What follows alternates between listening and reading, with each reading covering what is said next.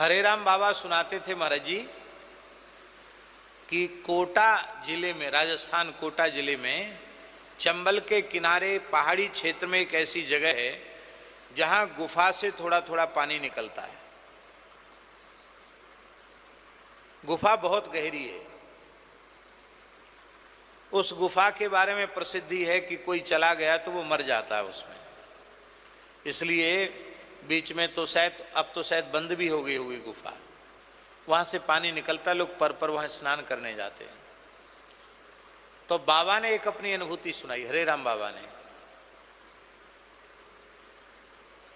बोले कि हमारा मन तो नई नई चीजों की खोज करता था। अरे भैया गुफा में है क्या, देखें तो सही। तो गुफा में घुसते चले गए। बहुत सकरी छोटी गुफा, धीरे धीरे घुसे घुसे आगे गए तो गुफा थोड़ी बड़ी थी तो बड़ा अच्छा लगा। फिर धीरे धीरे चले, भयंकर अंधकार। तो अंधकार तो भयंकर था। बोले पता नहीं क्या हुआ, हम टार्च लिए थे, वो टार्च अपने आप बंद हो गई। नई टार्च थी बड़ी, वो अपने आप बंद हो गई। बोले है तो कोई विचित्र जगह है जहां सब पावर ऑफ हो जाते हैं।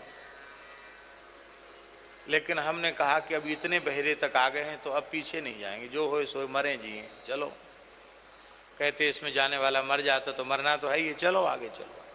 आगे गए तो वहां पानी घुटने घुटने तक पानी था। तो थोड़ी घबराहट सी हो रही थी तो हमने अंजलि में भर करके वहां जल पिया। और जैसे ही मुंह धोया, मुख धोते ही हमारी दृष्टि दिव्य हो गई, दिव्य दृष्टि हो गई।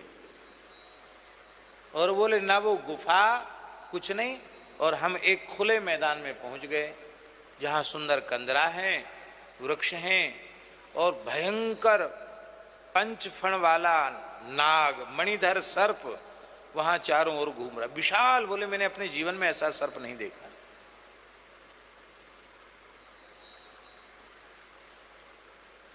मैं देख करके थोड़ा मन में डरा, लेकिन अब तो जो होना था सो तो हो गया। अब कहाँ से गुफा है, क्या है, कहाँ से आए थे, सब भूल गए। तो महात्मा बैठे आंख बंद करके ध्यान में। बोले हम शांति से वहीं बैठ गए कि जो होए सो होए, अब तो आ गए तो आ गए। तो महामंत्र का जप करने लगे, हरे राम राम राम हरे हरे, हरे कृष्ण कृष्ण कृष्ण हरे हरे जप करने लगे। थोड़ी देर बाद में महात्मा उनके नेत्र खुले।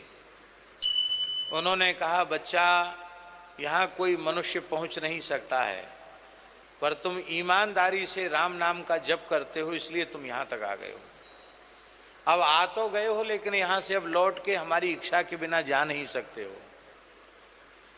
बाहर निकलने का मार्ग नहीं है। आ तो गए, अब लौट के जाने का रास्ता नहीं है, यहीं रहो।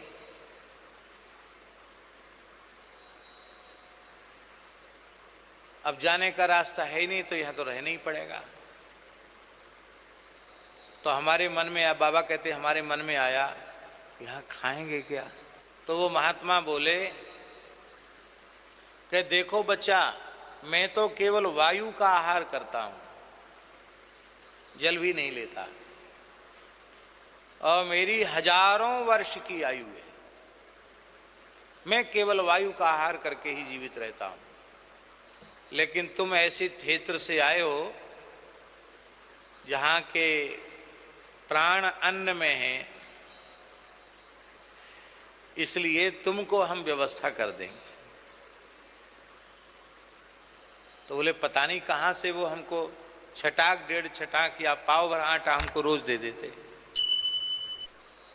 लो धूनी पर टिक्कड़ बनाओ, पाओ, एक समय टिक्कड़ खा के भजन करते। बस 24 घंटे में एक बार वो पता नहीं कहाँ से आटा निकाल के दे देते। और बस वही कंडी में, कंडी की अग्नि में उसको पकाकर, धूना तो उनके यहाँ था ही अखंड, उसमें पका के खा लेते। कहते 3 वर्ष तक रहे वहां बाबा। कितने वर्ष? और यहाँ उनके जितने भगत थे वो सब रोने गाते, रोते गाते चले गए। बोले बाबा तो गए, अब लौट के आने के नहीं। तो हमने कहा बाबा से कि बाबा फिर इधर आए आप कैसे? तो बोले मुझे संसार में किसी की याद नहीं आती थी, पर मुझे भक्तमाली श्री गणेश दास जी की याद आती थी कि मेरा भाई है, मेरा गुरु भाई है और मुझसे बहुत प्रेम करते हैं महाराज जी के लिए, उनको बड़ी बड़ी पीड़ा होगी। तो मैं कई बार उनकी याद जरूर कर लेता था और संसार में किसी की याद नहीं करता था, भक्तमाली जी की याद कर लेता था। 3 वर्ष व्यतीत हो गए तो वे संत बोले कि भाई तुम जो यहाँ रहे तो रहे हो, पर कभी कभी तुम बाहर की याद करते हो, एक संत की याद करते हो, अच्छी बात है, तो ठीक है तुम वहाँ जा सकते हो।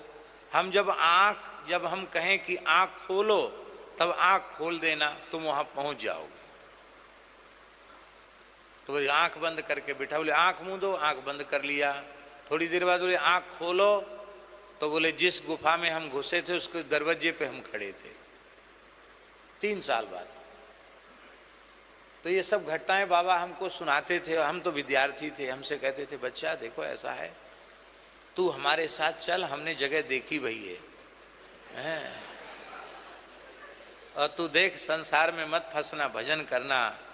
तो हम बच्चे थे, हम कहते कि बाबा लोगों को पता चलेगा, घर वालों को, तो वो सब दुखी होंगे। अरे कोई दुखी नहीं, कोई खोज ही नहीं पाएगा। तो इस प्रकार से ऐसे ऐसे विलक्षण स्थल आज भी भारतवर्ष में हैं।